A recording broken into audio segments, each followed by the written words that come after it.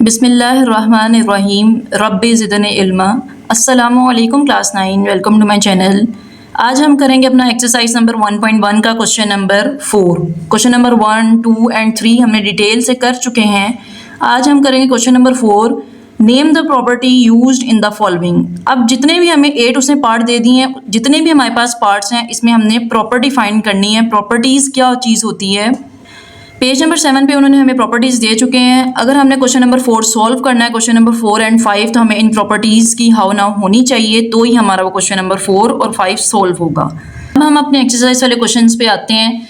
First वाला part है हमारे पास a + 4 + b = a + 4 + b, और हम अपनी प्रॉपर्टीज़ पर जाते हैं, देखते हैं। अब देखें यहाँ पर हमारा क्वेश्चन है प्लस की फॉर्म में, तो हमारे पास ये हो गया एडिटिव प्रॉपर्टीज़। हमारे पास कुछ प्रॉपर्टीज़ हैं जो मल्टीप्लिकेटिव हैं, जो मल्टीप्लाई हो रही हैं आपस में वैल्यूज़, जबकि हमें क्वेश्चन उसने दिया है प्लस की फॉर्म में। तो हम एडिटिव प्रॉपर्टीज़ में अपना क्वेश्चन देखेंगे।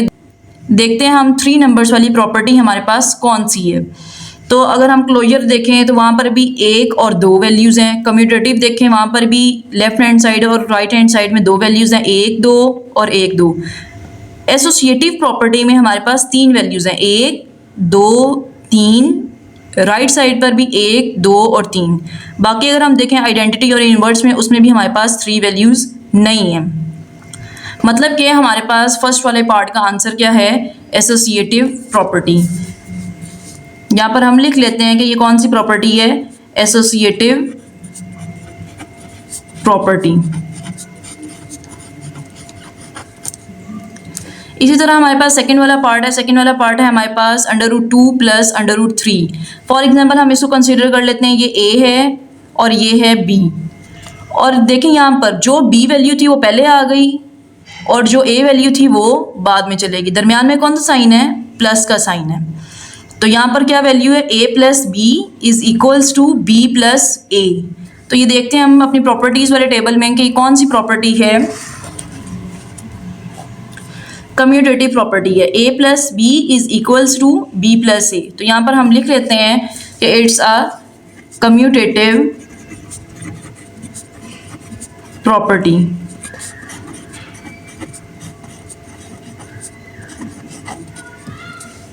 इसी तरह थर्ड वाला पार्ट है हमारे पास x + -x = 0। एक वैल्यू हमारे पास प्लस में है, सेकंड वैल्यू हमारे पास माइनस में है। अगर हम यहाँ पर देखें तो इन्वर्स वाली वैल्यू है, एक प्लस में वैल्यू है और एक माइनस में वैल्यू है, a + (-a। अगर हम देखें अपने क्वेश्चन की तरफ तो हमें भी तो यही दिया हुआ है, a + -a ब्रैकेट में, और इक्वल किसके है, 0 के। तो यहाँ पर भी इक्वल किसके है, 0 के इक्वल है। एक वैल्यू प्लस में और एक वैल्यू माइनस में, तो ये कौन सी प्रॉपर्टी है, इन्वर्स प्रॉपर्टी है। तो हम यहाँ पर लिख लेते हैं कि it's an inverse property. Fourth वाला पार्ट है हमारे पास a × (b + c = a × (b + a) c। अगर आप अपने यहाँ पर देखें पेज नंबर 7 प्रॉपर्टीज़ के नीचे डिस्ट्रीब्यूटिव प्रॉपर्टीज़ में, तो देखें फर्स्ट वाला part a × (b + c। Question अपना देखते हैं हम, a × (b + c) second = ab + ac। इसको हम क्या कहेंगे, left distributive property of multiplication over addition. तो ये सारा उसने हमें क्वेश्चन दिया हुआ है, यही वाला। तो ये कौन सी प्रॉपर्टी हुई, left distributive property of multiplication over addition. तो यहाँ पर हम लिख लेते हैं left distributive property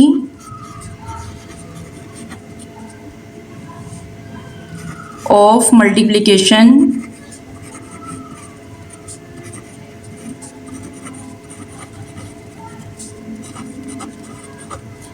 over addition।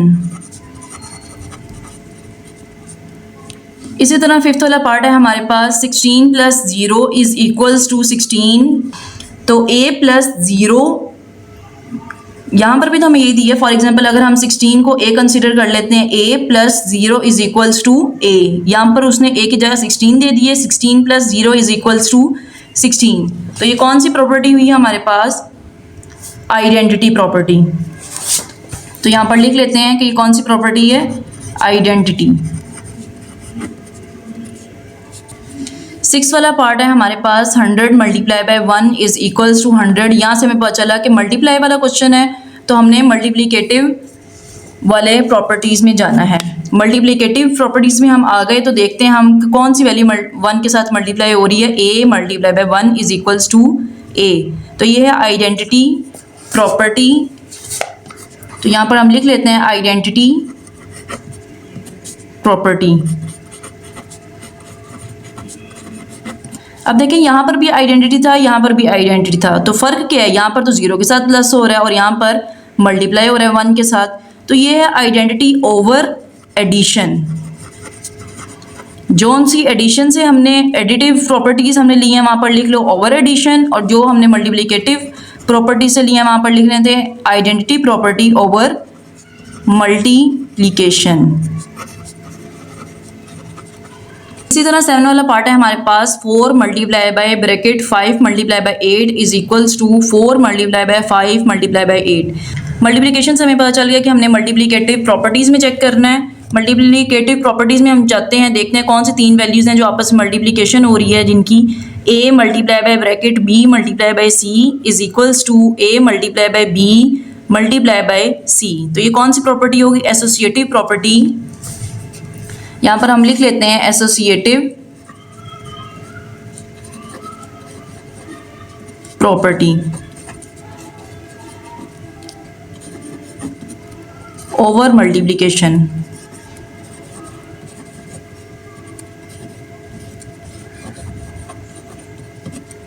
इसी तरह हमारे पास 8 वाला पार्ट है a b is equals to b a। इन दोनों के दरमियान में कोई साइन नहीं है, इसका मतलब है कि ये मल्टीप्लिकेशन यहाँ पे हो रही है। तो हम देखते हैं अपने मल्टीप्लिकेटिव प्रॉपर्टी वाले टेबल में a b is equals to b a। तो ये कौन सी प्रॉपर्टी हुई, commutative property over multiplicative property. तो यहाँ पर हम लिख लेते हैं कम्यूटेटिव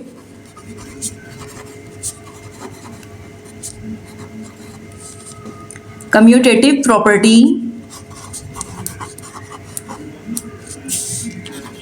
ओवर मल्टीप्लिकेशन।